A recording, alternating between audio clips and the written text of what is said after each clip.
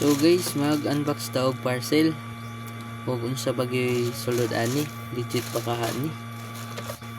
Ug magpasalamat po ta sa Shopee nga dira ta nag-order. Ug sa courier nga maayo ilang pag-deliver sa mga parcel. Uy, yellow. Mga buok. Unsa kahani. Kaya lang tanan be. May cable, black and red. Tester. Tanaw na to be kung di ba ni factory defect. Ato aning buki kion. Dira yang cable black and red para sa bridge sa tester. Ako siya manual.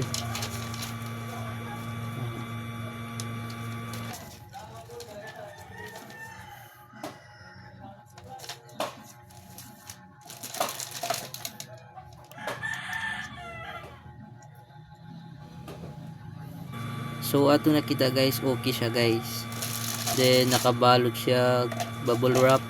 Okay. Wala po'y damage nga nakita lang to. Karon guys, ato ang i-testing. Radera guys. Ato ang abrihan. Pasensya na sa tong outlet. Wa na limpyuhan. Ugaw pag yun. Ako ata og flat screw kay momentoy sigo haom pangitawon sa nato.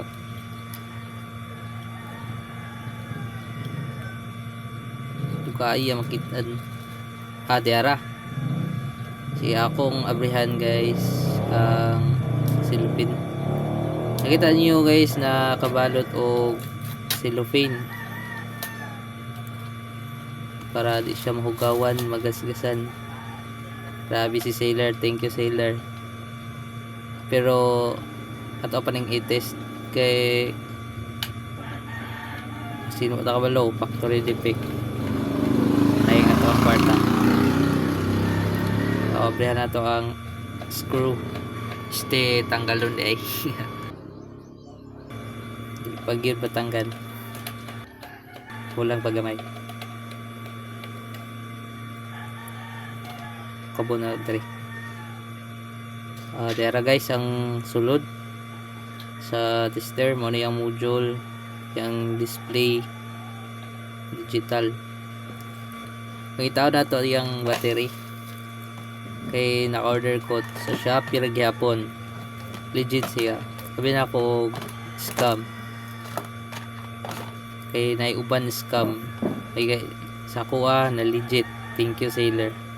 Power pick na itong battery karon na nakuha. Na siya 9 volts. Medyo di blurred. 9 volts. Peak power. Ito ang itawag sa tester. Nasalpak na. So ato lang itaklog para matestingan na gyud.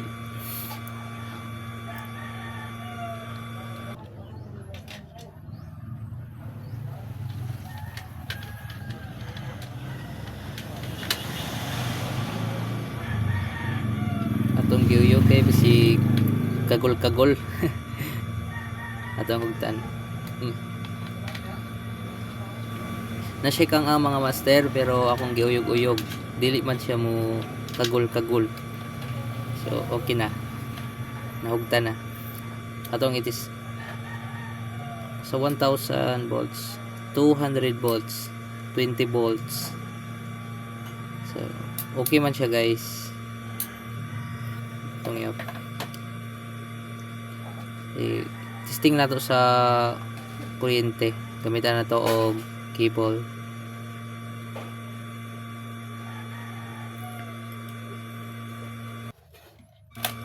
Then ang black mga master nasa ubos or sa com. Itong i-press. Then ang red muna siya kibali para sa kuha positive. So atong i-press mayo para kulay short. So ato ang i-testing og buzzer o mugana ba basin factory defect. So nakita nato guys nga ning click ni naay rating ihang digital. So i-testing nato sa AC sa kuryente sa Meralco Silco. So ano siya guys, kanang 0.02 wala na siya. Si atong sinsya na sa atong outlet nga hugaw wa pagid na limpyuhi, wa na brasan.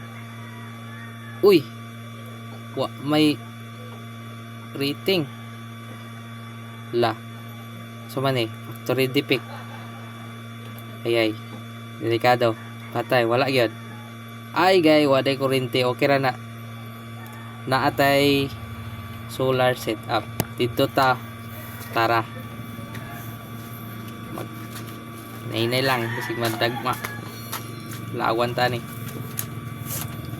So dire guys, sulod tas ngit nga langob, then open atong suka, tan-aw ta sa atong solar setup nga ano gini mao na ni. Dire na to i-testing ni kay dire way brown out rig malubat. Sok lang sa outlet guys. Yeah. Then tan-aw tas digital tester. Open na to ang power inverter nga dili pure sine. Diyan ikana ra 270 volts, 271 volts, 270 volts. Kaya itong inverter guys, paano siya modified, di ni siya pure sine wave. Okay naman guys, nakita na to ang tester nga good. Yeah guys, 270 ang output sa inverter. Okay siya guys, good. Thank you seller, legit. Ug salamat din sa pag-subscribe. Og naamoy nagustuhan, visit lang mo sa kuha. Og paki-follow na lang ko. Salamat, paki-react, comment. Okay kayo, kung mahingo ko.